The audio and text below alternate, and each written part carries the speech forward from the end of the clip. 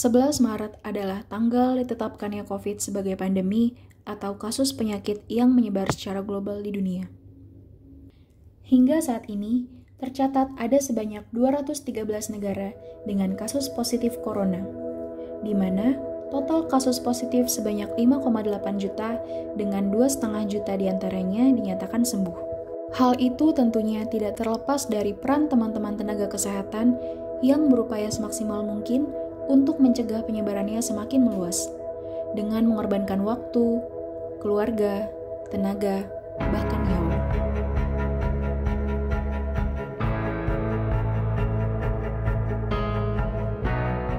Laporan mengenai kasus positif, orang dalam pemantauan maupun pasien dalam pemantauan awalnya didapatkan dari Dinas Kesehatan, poli pelayanan di puskesmas, dan juga melalui masyarakat itu sendiri.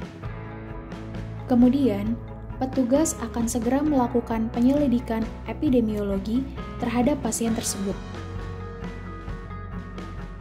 Tujuannya adalah untuk telusur jejak bagaimana dan dari mana pasien bisa terinfeksi. Apakah pasien memiliki faktor resiko seperti riwayat perjalanan dan riwayat kontak selama 14 hari sebelum gejala timbul atau sebelum pasien tersebut terlaporkan.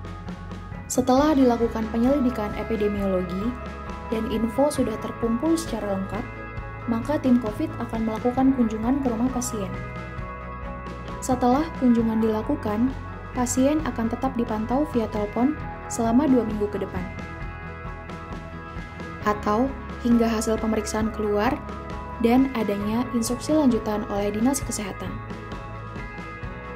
Satu tim COVID terdiri dari dokter, perawat, analis, dan surveillance.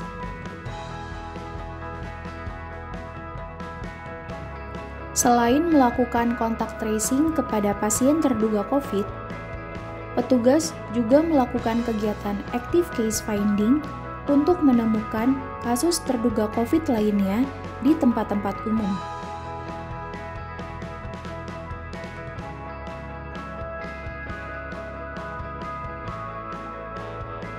Saat di lokasi, petugas akan melakukan kontak tracing untuk menggali info sebanyak-banyaknya dan melakukan penapisan pada pasien.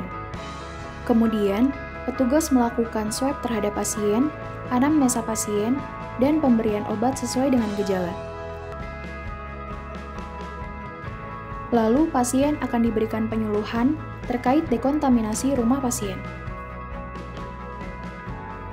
Jika hasilnya negatif, maka pasien tetap dipantau selama 14 hari ke depan. Jika gejala timbul, petugas akan melakukan swab kembali, namun jika tidak, maka pasien tersebut dikatakan aman. Jika hasilnya positif, maka arahan selanjutnya adalah isolasi mandiri, dirujuk ke rumah sakit, atau dirujuk ke Wisma Atlet sesuai dengan kondisi pasien saat itu.